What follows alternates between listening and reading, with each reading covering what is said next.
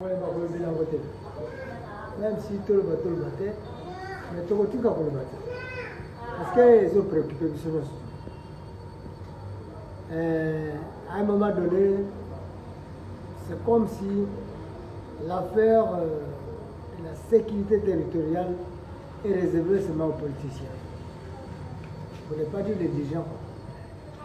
Mais les lois, il faut que la population comprenne que le bateau est redevable. Notamment les dirigeants sont redevables la biso. Parce que les prétérationnellement pour sécuriser les biso. Mais les lois, ceux qui ont insécurité continue dans le territoire, la canisi, il y a préoccupation majeure dans la population. Au bas, il y a un peuple. Et il y a un peuple. Les dirigeants sont des moyens beaucoup de bangote. C'était d'ailleurs ban de bango ba congolais. Et par contre, nous autres, on n'a que le Congo. On n'a que le Congo.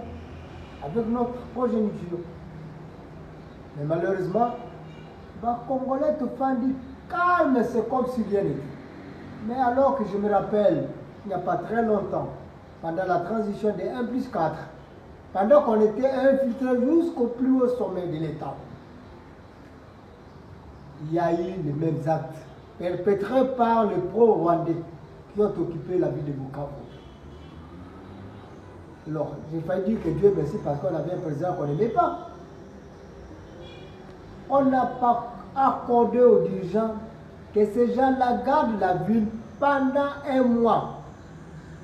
La population est sortie. Les étudiants, les travailleurs, tous sont sortis dans la rue pour réclamer et obliger et demander aux dirigeants de nous libérer la ville de Bukavu. Nous sommes sans ignorer à l'époque. Le vice-président de la sécurité territoriale et la défense, c'était notre frère Azarias Oudewa qui venait de l'ASC de Goma. Et non seulement qu'ils occupaient la vice-présidence, mais ils avaient la défense. Pour ne pas dire l'état-major aussi. Malgré tout, les éléments de l'ASC de Goma, je m'excuse, avaient occupé la ville de Bukavu, où ils étaient très nombreux. Mais le président de l'époque avait pris l'engagement de libérer cette ville. Ça n'avait pas fait 2 mois, 3 mois, non plus. Nous pouvons parler de notre héros, que j'appellerai héros moi, le général Mbouta Mabé. Sous ordre de son commandant suprême,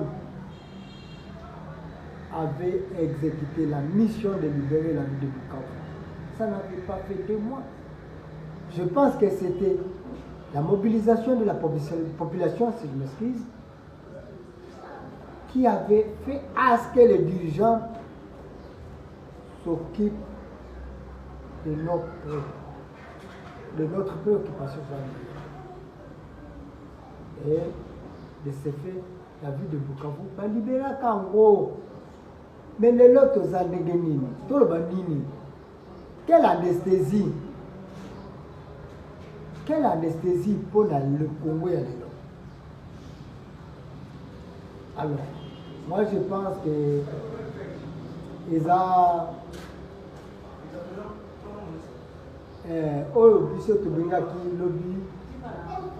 qu'il y a poison rwandais. Mais c'est faux, il y a poison congolais. Poison, il y a la catabia, la mission. Il y a mission d'abord le poison. Parce que le Congolais ont la Congo. Les Congolais ont la moto. Les Congolais ont la dirigeant. Les Congolais ont la Congo. Ceux qui Congolais ont la Congo, mais la Lelo, Goma na Bukavu va libérer. Mais la Bunanga a libéré depuis quand? Mais tellement toujours le dirigeants. Toujours des dirigeants à beaucoup. Tolingi ne dirigeant Tolingi Congo te.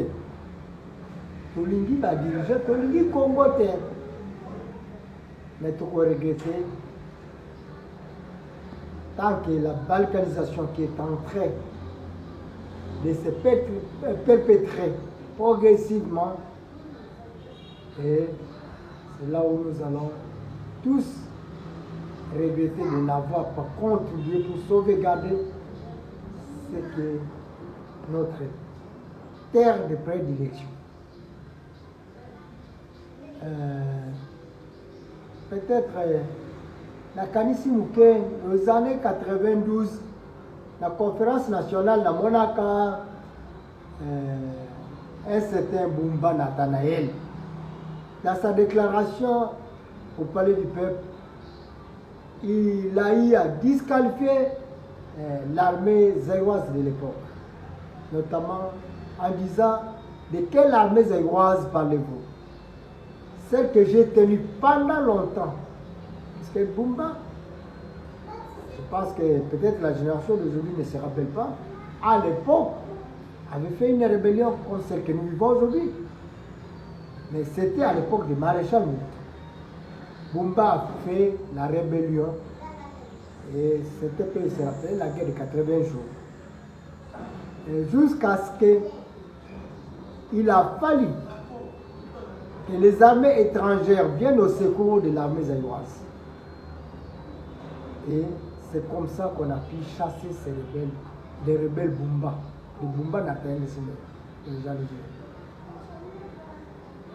Et lorsqu'il a dit cela à la conférence nationale, la réaction ne s'est fait pas attendre du fait général Donatien Mayele,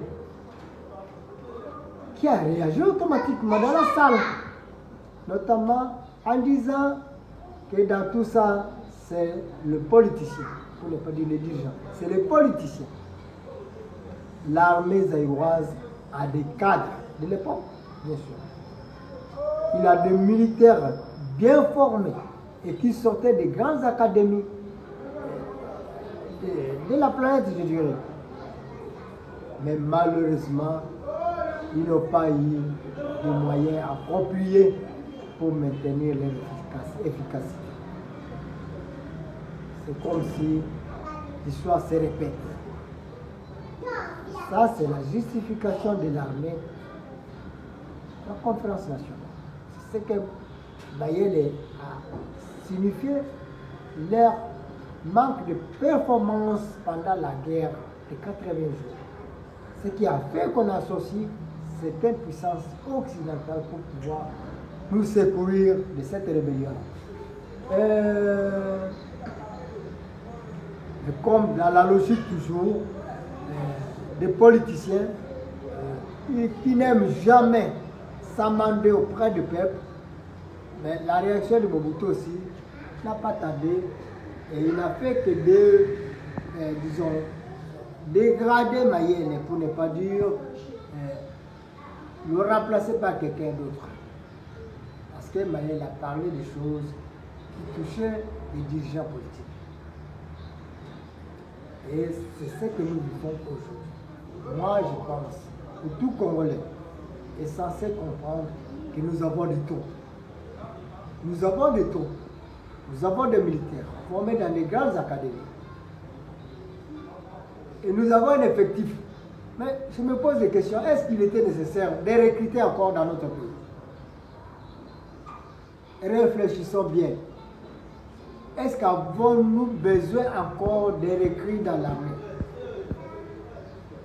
Nous avons un effectif conséquent, mais mal utilisé. Mal utilisé par nos dirigeants. Par nos dirigeants. Et nous voici aujourd'hui, l'histoire se répète. Que notre armée est incapable de gagner la guerre dans sa propre terre, dans son propre territoire.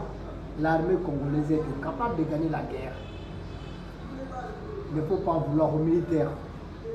C'est les dirigeants. Et qui se contentent seulement d'enrichissement,